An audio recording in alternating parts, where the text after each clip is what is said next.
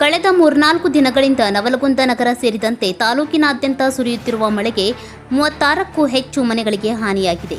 ಸಾಕಷ್ಟು ಬೆಳೆಯೂ ನೆಲಕ್ಕಚ್ಚಿದ್ದು ಲಕ್ಷಾಂತರ ರೂಪಾಯಿ ನಷ್ಟ ಸಂಭವಿಸಿದೆ.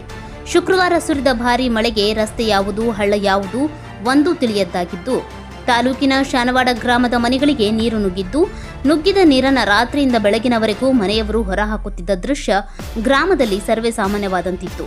ತಾಲೂಕಿನ ಚಿಲಕ್ವಾಡ, ಬೆಳೆಹಾರ, ನವಲಗುಂದ, ಶಾನವಾಡ, ಪಡೇಸೂರ್, ಗೊಬ್ಬರಗುಂಪಿ, ನಾಗನೂರ್, ಅಮರಗೊಳ, ಶಿರ್ಕೊಳ, ಕುಮಾರಗೊಪ್ಪ ಸೇರಿದಂತೆ ಒಟ್ಟು 36 ಮನೆಗಳು ಭಾಗಶಃ ಹಾನಿಯಾಗಿದೆ.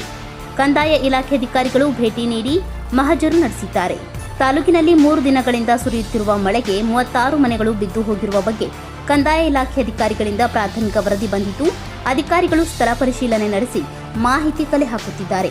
ಹಾನಿ ಪ್ರಮಾಣ ಮತ್ತಷ್ಟು ಹೆಚ್ಚಾಗುವ ಸಾಧ್ಯತೆ ಇದೆ ಎಂದು ತಹಶೀಲ್ದಾರ್ ಸುಧೀರ್ ಸಾಹುಕಾರ್ ತಿಳಿಸಿದ್ದಾರೆ. ಆನಂದ್ ಬೆಳಗಲ್, ಕರಾಳ ಸತ್ಯ ನ್ಯೂಸ್, ನವಲಗುಂದ.